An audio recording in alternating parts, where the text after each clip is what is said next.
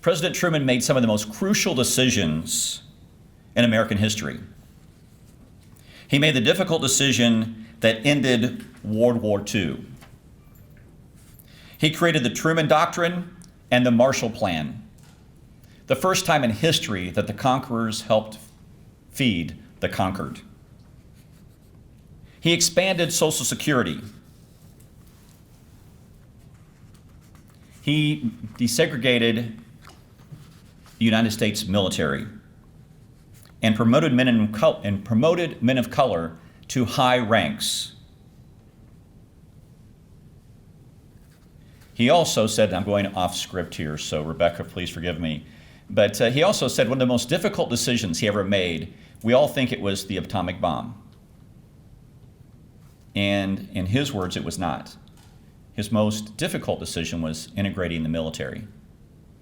And the reason being is his mother, as he said, was an unsegregated Southern woman. And he knew when he went home it was not going to be pleasant. But he still did it. And he knew the power of those decisions. He often said he'd rather be right than be president. So he was an extraordinary man in that way. He worked across the aisle and across the world to make this, our world, a better place. Is an ideal that we hold dear here in Independence, to help each other, no matter who you are, where you're from, or what you stand for. And this year's Harry S. Truman Public Service Award is bestowed upon another leader known to work across the aisle and to work for all, former Missouri Governor Jay Nixon. Jay Nixon hails from the other side of the state, but we want to welcome you here and to our proud library. But as both as Attorney General and Governor, he worked with everyone. And Senator Rizzo, you know you were there and you saw Governor Nixon work very hard with everyone on both sides of the aisle. Many people on both sides of the aisle would call the governor a friend. As Attorney General, he created the Environmental Protection Division to enforce the state's environmental laws. He reinstated campaign contribution laws, and as Attorney General, he argued for their support all the way to the Missouri Supreme Court. He also took violators of the Missouri no-call law to court and won. And that was way back when most of us, or most cities, that was way back when most of us had landlines. Remember that day? The rotary phone. And now, the no call is a nationwide effort. As governor of this great state,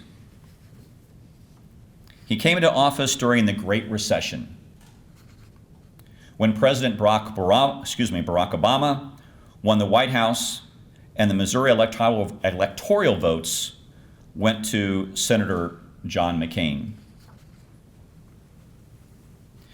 It was in this climate that Governor Jay Nixon showed how important it was to work with people across both sides of the aisle. He worked to cut the state's budget in those tough economic times.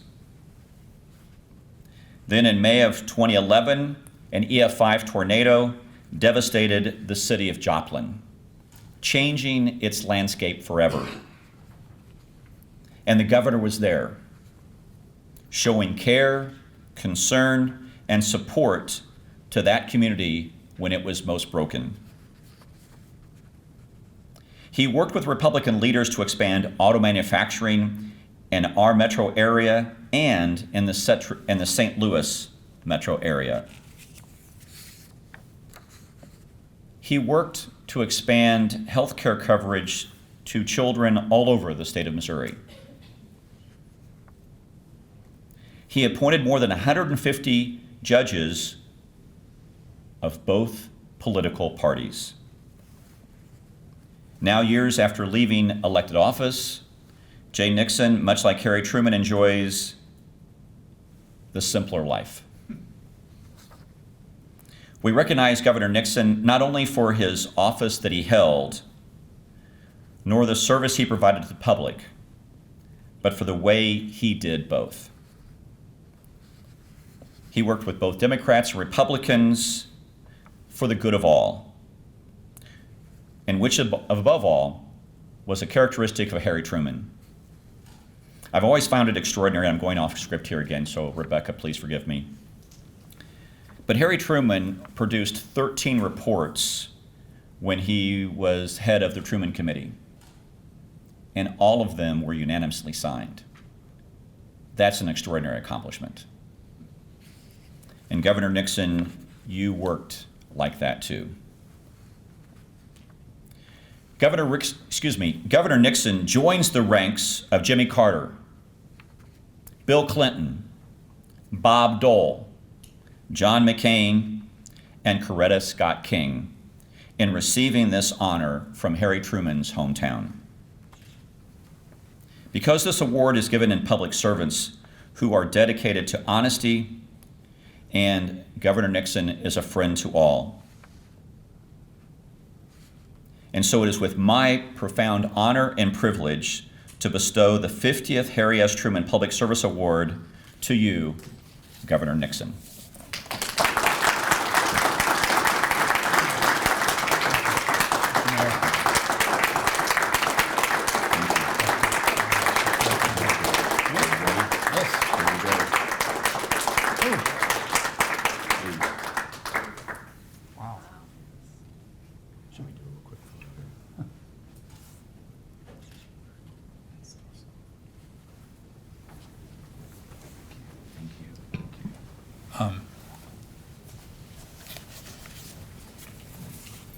First of all, thank you. I'd say I'm humbled by the award, but nobody ever believes that. So I'll just say thanks. Somebody asked it, and Mr. Mayor, thank you to the committee. Appreciate deeply to the superintendent. Thank you for being here. The continuing education of our, I remember being with Sandra Day O'Connor as she was leaving the court and saying, the biggest problem we have in this country is people don't know enough civics. And so I worked with Doug Ducey, then the governor of Arizona, to put together a curriculum and help students in some areas at least see things. But I think that the public education system of our, and you've got the chairman of the State Board of Education here, putting not only these facts and this information, but putting it out to folks will continue to help us. So, Truman, this does blow you away a little bit from standing behind a podium here. He was a hero of mine from the get-go. Not only because he was the first Missouri president, but you could also understand him when he talked. You know, he went straight at things, and people would say, speaking, and plus he used that two-hand chop thing. I mean, it's just like the politician's double tomahawk chop every time he was speaking. But he was always, I remember seeing an ad for another campaign in Georgia about 25 years ago, a guy running for something, and it ended with the tagline of, I'll never forget who I am, where I'm from, or who sent me. And this man, this leader, never did. Wherever he was in his life, he talked about Missouri and independence. He talked about the people, not just the powerful ones, the people.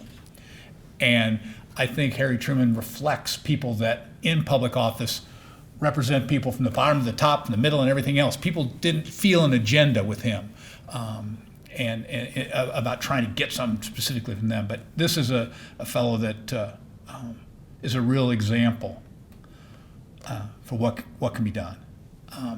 So, a couple of quick Truman points for me and Georgiana. First of all, it's great to have my wife, we say former First Lady, but she don't want to be former anything. She told me she's now in the AFL time of her life, art, flowers, and literature. And I can attest that she is. And for those keeping up on me, I am practicing law at a law firm called Dow Bennett in St. Louis County. I live closer. I can walk to work. It's great. And I also teach at Washington University Law School, which is interesting. And this would be the longest time I've stood up in front of a group vis-a-vis the law school and not had really hard questions from students. I mean, they come at you really hard. It's really something. But it's good. We really are enjoying this life after. The other thing we're doing is we are trekking around the world. Trekking, not trucking, trekking. hiking in mountain ranges around the world. We've this last year we did Cornwall, one side out Cornwall, England, the ocean on one side, and back around about 108 miles. Did the coast of Ireland 3 years ago. Tour de Mont Blanc, which is France, Italy, and Switzerland, 135 miles around. We didn't do the whole thing. We skipped a few sections, and then we're going to the Dolomites this year, which is the section of northern Italy right near the Austrian border. And so it gives me an excuse to walk to work, to be able to do all that sort of stuff. But so we're staying active. So we're not falling off the edge in any way, shape, or form, but really appreciating life after public service. There was an old country western song that said, 30 years of working and they put you on the day shift. That's kind of the way I feel after 30 years in elective office. I'm kind of on the day shift now. I still work hard, but it's a little more my life as opposed to our life and the people's life. But I do think that from my perspective, once I became governor, I tried to do a number of things. Number one of which was make sure that everybody knew how serious I was about what we were trying to do. Number two, always be honest, always honest with folks. And number three, understand people's problems from their side, not from my side. It's not a chart, it's not a graph that you put money here and the problem gets solved. These are real people with real issues. And that's why it's so good to be here with some of these other folks that I had the opportunity to serve with. Charlie and obviously Dr. McCandless and her work with the foundation. You got, Georgiana and I used to call Senator Rizzo the elder statesman. Because he was the youngest looking guy in the legislature. And we went on a trade trip with us, and we were in Spain, and he was talking at great length to this guy that owned the company about all of the fountains in Seville that are also in Kansas City. So the guy comes to me and says, how does this young guy know that? I said, oh, that's the elder statesman. He just looks young. He's got all sorts of history in him. And I think those folks invested a significant amount of money in our state, too, after that meeting. But it's great to be here with people that continue to serve. When I think of Harry Truman, I think of three things: hard work, honesty, and fiscal responsibility. He knew that any dollar that came from somebody, and where it's spent meant something, and you should only spend what they send you. And we're at a time now in our country, I'm not here to make any comments of negative about anybody. I did all that, other than to say I feel very, very deeply that if we don't get the fiscal control of our country and continue to overspend the way we are, that generations from now will greatly suffer because of that lack of discipline. But I remember talking to Senator Shields at that time. After I was elected governor, I called over right afterwards, before I was sworn in or anything like that, the leaders of the House and the Senate, Democrat and Republican. We had a meeting over in the AG's office, and we all agreed to a number of things, nothing on policy. We didn't agree to pass any bill. We didn't agree to spend this on that. I mean, we were in a situation, the first day I was governor, we laid off 800 people and took $400 million out of our budget. Unfortunately, we had to make, I think, 4 or 5 other restrictions that same year, and it took the kind of leadership that some of these folks had, even the House time, to get through that. It's difficult, but we got through it, and we got through it based on honesty and straightforward and having a good attitude. The other thing about Truman, I think we miss sometimes, and I was appreciative of the mayor indicating that he's from Independence, but I'm from some small town on the other side of the state. It's called DeSoto, a town with no stoplights, and people knew who Truman was there and respected it. It's a lot like Independence. I was driving in this morning. It just reminds me of home, where I was raised. But around the world, I think sometimes we focus on Independence or Missouri or whatever, and we should, because he's made us famous and he'll continue to with his values and with his history. But when we were in Seoul, South Korea, at the War Museum, and a group of Korean soldiers came up and explained in great detail to me and others that country would not exist without Harry Truman. That was one of the least popular political decisions ever made, okay? And it ended his presidency with him with an approval rating in the tank. After fighting, my dad was one of those people that was in both World War II and the Korean War. Our soldiers and families weren't ready to go to a cold place in Korea at that time, but it had to happen. And because of that, there's a line now into where the communists are and where the free people are. And next time you turn on a cell phone, remember that, because a bunch of the South Korea companies are right there. So, to be treated, we were treated like royalty over there because we were from Missouri, and that was Harry Truman. The second place is Israel. We went through part of the museum this morning. When he was the international leader to recognize Israel, that led to a lot of other countries coming aboard, and also led to that independent Jewish state becoming a country. And the people do not forget that sort of stuff around the world. So my only point about everybody here, yes, we're incredibly proud that Harry Truman's from Independence. Yes, we're incredibly proud that he served and remembered us. And I'll quit asking myself questions soon in this presentation. But he had an impact around the world. I don't assign reading or anything like that, but I was talking to one of the directors here. I just finished, it was about a year ago, a book by John Avalon called The Accidental President. It is the easiest, if you have a friend that doesn't know much about Truman, it's very accessible history. You know, it's footnoteless history. But when you look at the first 100 days of Truman and what he was able to accomplish and establish himself as the leader that was necessary for the world, I think that, I don't mean to say we're understating the value that he has and the history that he has, but this would be a very different world if Chinese communists and the Russians were all the way down in Korea and Israel didn't exist. And there's a high likelihood both of those things could have happened but for our Missouri favorite son. And there's hundreds of other things that he had an impact on. But let me leave my too long of remarks by just saying,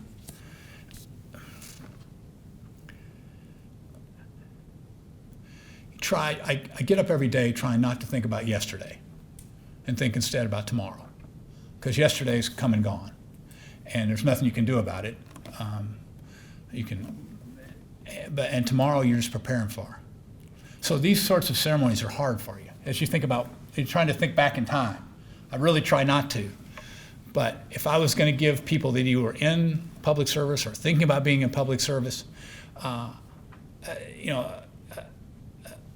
comment or a attaboy or whatever, when you are speaking, when I had the opportunity to speak for the entirety of Missouri, or the entirety of my district when I was a state senator, or all the courts when I was attorney general, and you do that purely, you actually do it not based on politics, but on what's right, it is the most liberating feeling you'll ever have. And you will be able to go home and put your head on a pillow and sleep well. And so do important things. Be involved in important things. Be honest, be courageous, always be looking forward. And plus Harry Truman had one of the things that's great for politics, is never pass an old friend's hand to shake a new friend's hand. He never forgot where he was from. He always took care to remember the people that had gotten him where he got. And this library, first of all, the new effort here at the library is just incredible. County Executive White, thanks so much for being here and showing your support for your district and for Independence and for me and everything else. I really, really appreciate it. So, in conclusion, thanks. This really means something to me. And that's not why you gave it to me. You didn't give it for me. This isn't about me. This is about Harry Truman, and this is about public service. So I'm just a vessel of this. So when I say thank you for me, I don't say, oh, good, I got it. Or what I'm saying is, if you can reward that kind of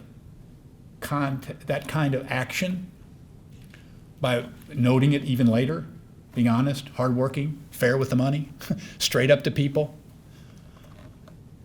we really kind of need a little of that. It seems like some of that stuff is sliding away. It seems that people find it much more comfortable to say what's bad about somebody else rather than what's good about what they're doing or trying to do.